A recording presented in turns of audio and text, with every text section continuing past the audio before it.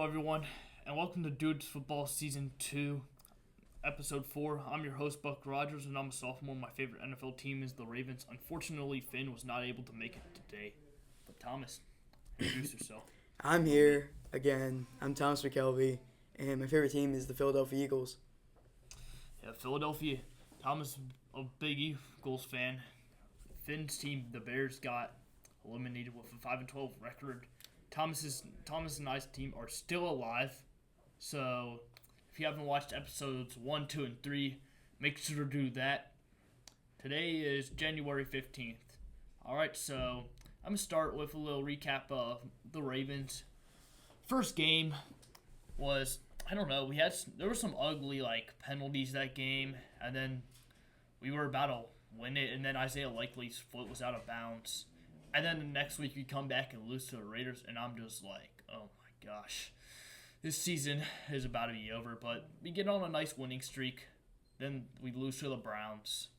And then we blew out Denver. Let's see. Beat Cincy. Oh my. And then we kind of got on a little skid, losing 2 of our last 3, including the loss to the Eagles, but we've been doing good since then. Thomas, take away with the Eagles this year. How have they been doing? Well, we started off a little rocky, went down to Brazil, we won, but then we played the Falcons, lost. Saints won barely, and then we got smoked by the Buccaneers. But after that, we haven't lost a game till the Commanders in week 16, yeah. That was rough. But we beat all of the AFC North, which isn't a surprise. Especially the Ravens, which was fun to brag to people, because the Ravens kind of suck. Yeah, so Eagles had a pretty good season. Seems like both teams have been rallying since their bye. Obviously, the Eagles had theirs in week 5, and the Ravens didn't have theirs until week 14, so that's kind of a big difference. I feel like the Ravens, Lamar Jackson deserves a lot of credit for this year. He's been really good. Derrick Henry in the run game has been good. Our defense from weeks 1 to 10 was looking questionable, but now it's starting to look like one of the best units in the league since we moved Kyle Hamilton back to safety. I think we just had some problems with how we used him. And of course, we've been on a 5-game winning streak. Lamar probably played his best game of his playoff career on Saturday against the Steelers, although he could change it up with this Sunday against the Bills. Yeah. That's a pretty important game for you guys. Yeah, very important. And for the MVP race. Whoever wins that's probably going to win the MVP. Yeah, between Lamar Jackson and Josh Allen, it has been heavily debated, and let's not forget about Joe Burrow. Even though his team didn't make the playoffs, it was not because of him. The defense had some ugly moments. They lost 4 games when they had 30 points. Honestly, the Bengals had a half-decent defense. They would have won the AFC North. For sure. But yeah, and then we also got to talk about the Bears. See, first game was honestly a nice comeback win for the Bears after being down 17-0. Then they lost their next 2, but it was like, all right, Texans, they made the playoffs, and the Colts were, they weren't that bad. They lost to the Giants in week 17. And then they come back and beat the Rams, and then destroy the Panthers and Jaguars at 4-2, have the bye, and after a Hail Mary against the Commanders, everything just fell apart. But Finn probably does have something to celebrate about right now. His team finally beat the Packers for the first time since 2018. Wow. Packers have just owned the Bears, but maybe not this year. Speaking of Packers, Thomas, talk about that Eagles-Packers wildcard game. Oh, that was rocky. We started off with a fumble. Well, they fumbled on the kick return, and we picked it up, which maybe we got it, maybe we didn't, but it's a man sport. If you come out of the entire group, when everyone jumps on each other, if you come out of that group with a football, you got the football. That's the way I see it. But they only scored 10, and we put up 22, which I'm proud about. Yeah. Eagles, I'm going to be honest. I think the Packers recovered that opening fumble, but still, what a way to start off the game by the Eagles. And then they got a touchdown, a field goal. And then Dallas Goedert had a very nice stiff arm on his touchdown. And honestly, the Eagles defense just caused Jordan Love to have an ugly game, throwing 3 interceptions. That was rough. I think our issue is we couldn't capitalize on any of them. I think Hurts is a very big liability right now. Yeah, he is a little rusty off of being on concussion for like 3 weeks, but he is kind of costing us. Yeah, and the absence of Hurts, I could argue, almost cost them the Commanders game, and they probably still would have won it if Devontae Smith doesn't drop that first down. Oh my God. Don't get me started. Yeah. So anyways, let's talk about other QBs who struggled. Justin Herbert had 30 interceptions the entire regular season. He had 4 during the playoff game against the Texans. I thought the Chargers would honestly win, but that was a surprise. Yeah, I was almost certain the Chargers were going to pull out that one. But they choked it away. They chargered it, all right. Yeah, Justin Herbert just did not look very good. I mean, Ladd McConkey is a great wide receiver, but you cannot rely on him for he was relied on for 93% of your whole receiving yards. Like, you just can't do that and expect to win the game. I mean, McConkey deserves a lot of credit for what he's able to do. And for those defending Herbert and saying that, I mean, I'm going to be honest. I'm going to probably say 3 of those interceptions were his fault. The one to McConkey, that was a pick 6. That was a high throw by Herbert. The other 2 were definitely his fault. But then Disley should have dropped some passes. So, honestly, the Chargers just have a bad wide receiving core, and they need to draft a receiver in the offseason. I completely agree with that. Yeah. Saturday night was a very good night for me, though. Ravens and Steelers. Steelers won in Week 11. Ravens won in Week 16. My hot take I made last episode about the Ravens winning the division. Flashback. So, here's what I got. I think the Ravens, they still got a chance this year. I think they'll win the AFC North, in fact. End of flashback. But yeah, wild card round, I was like, I don't know. I was kind of nervous because Lamar in that game had struggled both against the Steelers and in the playoffs. I'm like, this just seems like the perfect time for the Steelers to win, but apparently not. Derrick Henry had a nasty stiff arm on Minkah Fitzpatrick. Lamar threw some dots. Isaiah Likely had a nasty stiff arm. And then the play near the end of the half where Lamar was just a magician standing in the pocket and then throws a touchdown to Justice Hill. And the game was over by halftime, basically. I mean, the Steelers, honestly, the second half wasn't the best half of football for the Ravens. Their defense struggled. Brandon Stevens has been a major liability, and it kind of showed on that Van Jefferson touchdown. Yeah. I thought the Steelers were going to come back into it. Yeah.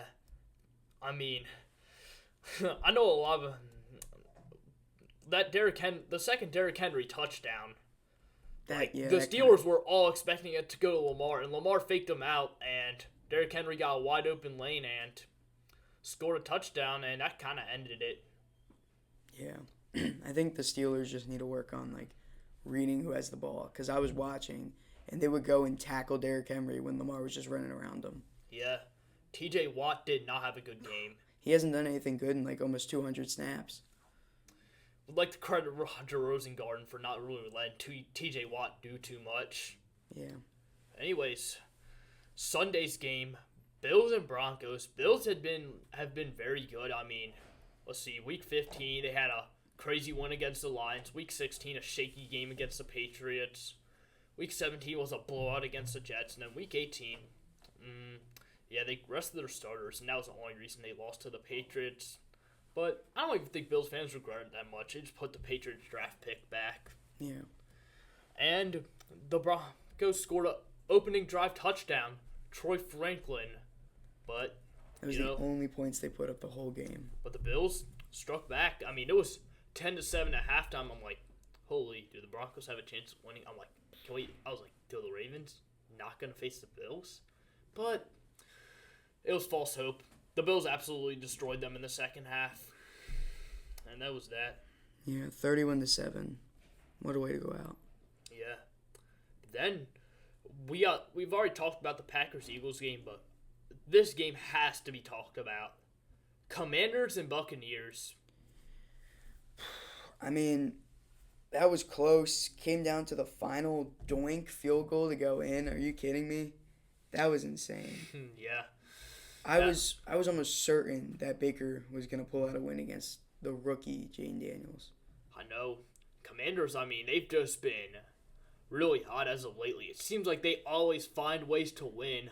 But can they do that against the one-seeded Lions? That is going to be tough. And honestly, even if they don't, the Commanders deserve a lot of credit for this season. I mean, it was looking kind of rough at first, and then I saw them, and I'm like, they're doing as good as the Ravens. The Ravens beat them, but the Commanders played a good game against the Ravens, and they ended up with the same record as the Ravens. So I'm like, oh, this Commanders team is good. They are pretty good after last year only having like 4 wins. The bounce back's insane. New owner, new head coach, new quarterback, those helped a lot. Also, the free agency signings on defense helped. Yeah.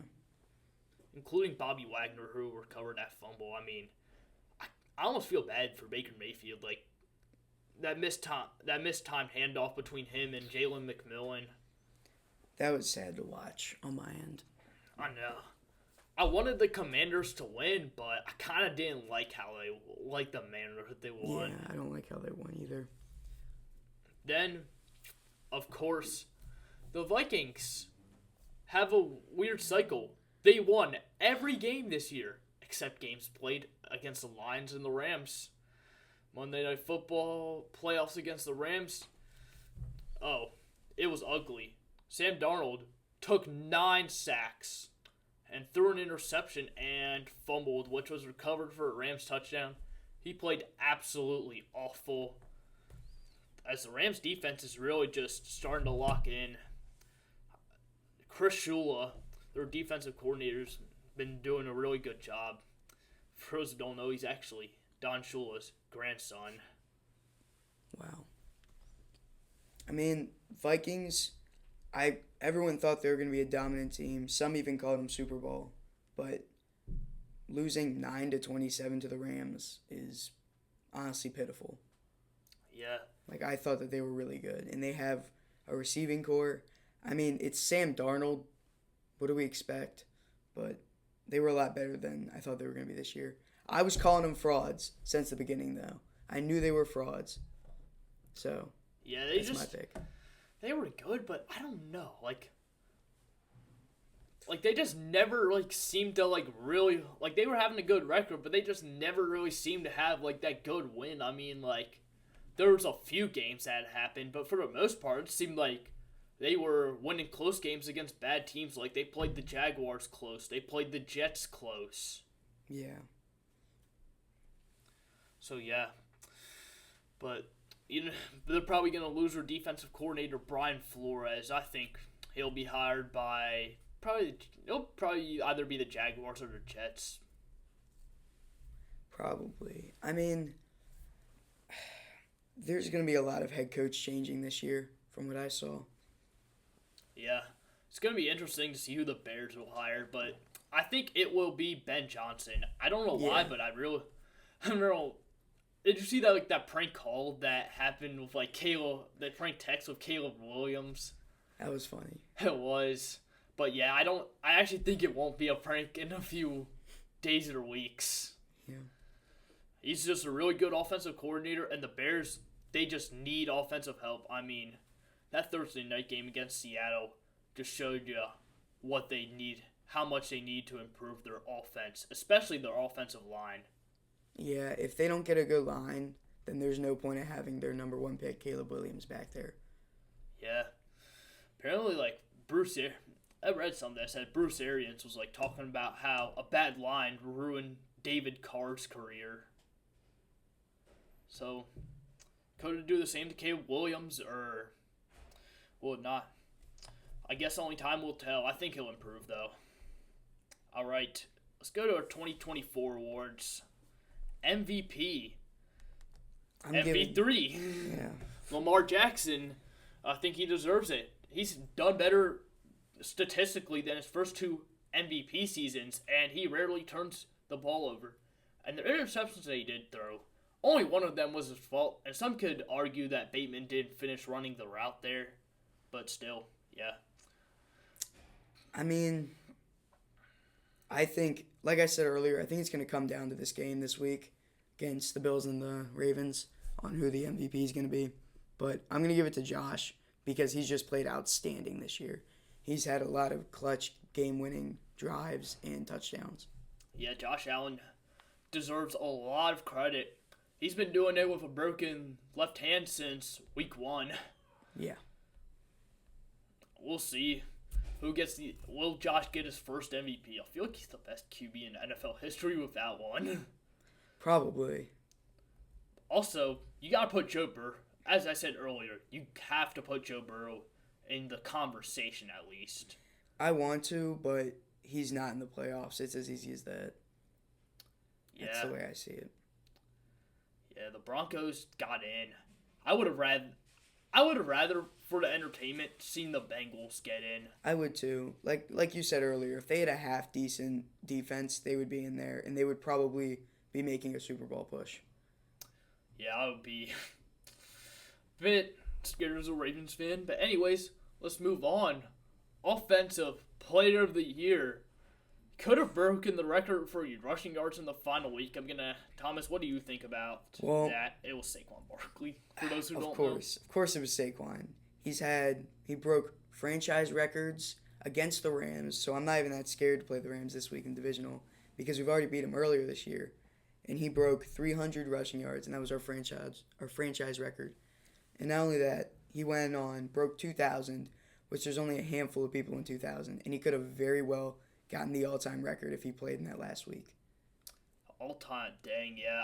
I think he would have against his former team, but it was meant to be, but they decided to have him sit and rest.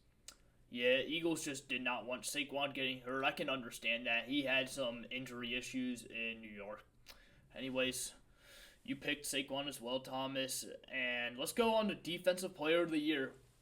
Controversial pick incoming. Trey Hendrickson. He led the league in sacks and almost had half the sacks of his entire defensive line. Well, I sort of agree with that, but I gave it to Zach Bond.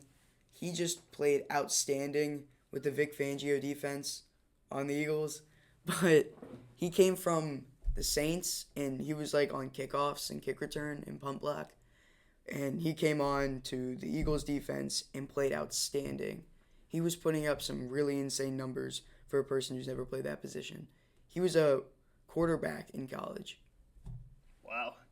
Interesting fact about Zach Bond. He might deserve it. He's come out of nowhere. Yeah. And become a key part to the Eagles defense. Offensive Rookie of the Year. He fixed his franchise. Jaden Daniels. Yeah, I don't disagree with that, but it's between Jaden Daniels and Brock Bowers for me. And I gave it to Brock Bowers. I gave it to Brock Bowers because I feel like tight ends don't get enough love, and it's always a quarterback. Yeah. It's gonna work out like last year between C.J. Stroud and Puka Nacua, where Nacua was doing really good in receiving, but they gave it to Stroud because he fixed the Texans as a QB. Yeah, it's probably gonna go to Jaden Daniels though. Jared Verse for my Defensive Rookie of the Year. Honestly, this is kind of a one I don't know. He only had 4.5 sacks, but I feel like he did better than anyone else. Doesn't really seem like there's a clear-cut favorite on this. Yeah, I'm giving it to Quinion. Still a little biased probably, but he played outstanding. He's led up 0 completions for the first 10 games. After that, he fell off a little bit, but his stats this season, he got 1 interception against the Packers, which I feel like the NFL only looks at interceptions nowadays, and it's a lot more than that. He's only let 1 or 2 touchdowns this whole season. Gotta give him credit for that. My Coach of the Year, Kevin O'Connell. He I thought the Vikings were going to be one of the worst teams in the league, and he seemed to fix Sam Darnold for the most part. Got him to 14 wins, despite the Lions being insane and not winning the division, but he's my coach of the year. He really rebuilt a QB that was going to be a draft bust if he didn't have the kind of year that he had. And he still might be a draft bust. Yeah, I went on the opposite of that, and I picked Dan Campbell, head coach of the Lions. I mean, look what he's done. He's about to make a Super Bowl push, and I think he's favorited right now, actually. But, I mean, he's just turned this whole franchise around. Yeah, Dan Campbell, I really like how aggressive he is on fourth down. He always seems to go for it, and always seems to have trust in his people, and he seems like a very spirited head coach. I really like how he kind of poked fun of the ineligible thing and has gotten Dan Skipper eligible about 100 times this year. Yeah. Anyways, comeback player of the year. This guy was a first-round exit, but making to the playoffs with a 14-3 record, when you were expected to do absolutely nothing on the team, like Sam Darnold, he deserves a lot of credit. He's had the best year of his career, for sure. I originally put Saquon, but give me Bryce Young. He started off really rough and rocky, but as we progressed throughout the season, he was going off. Yeah, they ended with only 3 or 4 wins, but those wins were good wins, and he played out of his mind in those games. Yeah, have to give Bryce Young a lot of credit. And if you're a fantasy player, you wanted Saquon Barkley on your team. Oh, yeah. So he won my fantasy player every year, and I think everyone would agree with that. My game of the year was the Bengals and the Ravens in Week 10. And fun fact, I actually went to this game. The Week 5 one was good, but the Week 10 one, the Ravens were down 21-7. They come back. They take the lead. Then Jamar Chase gets a big touchdown. I'm like, oh my gosh, this is defense going to really sell it. Lamar gets a touchdown. Does this after a touchdown celebration. Throws to Rashad Bateman. Then Jamar Chase gets another touchdown. And I'm like, oh my gosh, they're going to go for 2 and get it. But they didn't get it. Some could argue that pass interference, holding. But I feel like even if they got that 2, we probably still would have won off of a Tucker field goal. I don't know, because at that point, Tucker was kind of missing some. Yeah, but he did make a 56-yarder in the Week 5 game to tie it against the Bengals, and that was another contender. Both the Bengals and Ravens games were just really intense. Well, I gave my game of the year to Bills and Lions. That was a high-scoring shootout. I mean, that was so fun to watch. That's just football. Yeah. 48-42. Wow. That is just absolutely intense. And now I got to go to my playoff prediction. So anyways, this weekend's games, I'm going to have Chiefs over Texans. Bills are going to beat the Ravens. As much as I don't like to say it. Lions, I think they can beat the Commanders. And I think the Eagles will beat the Vikings. In the conference championship, I have the Lions taking down the Eagles and the Bills taking down the Chiefs. And then the Super Bowl, hot take here, but the Lions are going to win their first in franchise history. I don't even know if that actually is a hot take since they've been 15-2 this year. Yeah, call me biased, but I think Texans-Chiefs is an upset, and I think the Texans actually take down the Chiefs and move on to the conference. And the Bills-Ravens, it's going to be close, but I want to say the Ravens, because I just feel like the Ravens are going to win that and go to and host the Texans. Oh, I like that. And that's going to be a lot closer than people think. I think that's going to come down to a final drive. And in the NFC, give me the Lions over Commanders and then Eagles over Rams, obviously. And I think the Eagles-Lions game is going to be very close, and it's going to come down to quarterback play. So if Jalen Hurts can really lock in, then I feel like we can pull that one out. So I'm gonna assume he locks in, and give me the Eagles. So it's going to be an Eagles Super Bowl. They're going to win, and... Oh, wait, I didn't say the AFC. Yeah, who's going to the Super Bowl? Are Ravens going in your prediction? You think they'll beat the Texans? I don't know if the Ravens will beat the Texans because Lamar... I feel like Lamar he can still choke. We've seen him do it before. We've seen him do it before. We've seen the Ravens beat the Texans before. Yeah, Anyway. I would be shocked if the Texans go to the Super Bowl, so I'm going to give it to the Ravens. Ravens-Eagles Super Bowl, that's going to be a fun week to talk crap to. But I think we squeaked that win out because we beat them in the regular season too. Yeah, we will see about that. Obviously, as a fair point that you made earlier, Tucker was struggling. He's true. been doing better now, so the Ravens could win. That would be an entertaining Super Bowl, but That would. I feel like mine would also be entertaining. And with that in mind, I think it's the last episode of our season. I'd like to give credit to Finn Doyle, even though he wasn't here today. Telling me a lot of fun facts about the Bears. And of course, my co-host Thomas Mekelvey telling me some fun stuff about the Eagles. And I'd like to thank Mr. Schulteis for making this production possible. Thank you, Mr. Schulteis. Yeah. So with that in mind, hopefully you watched the other episodes and you've enjoyed this podcast. That's the end of our episode. Before we go, though, I want to thank Buck for putting this whole thing together. This was so fun to do, and I love talking about football. It's my passion, and you've really opened my mind to it, so thank you. You're welcome. We just have a lot of people who like to talk about football here, and hopefully you'll like to talk about some too. Maybe say some stuff in the comments about your Super Bowl prediction. There you go. All right. All right. Goodbye. Bye.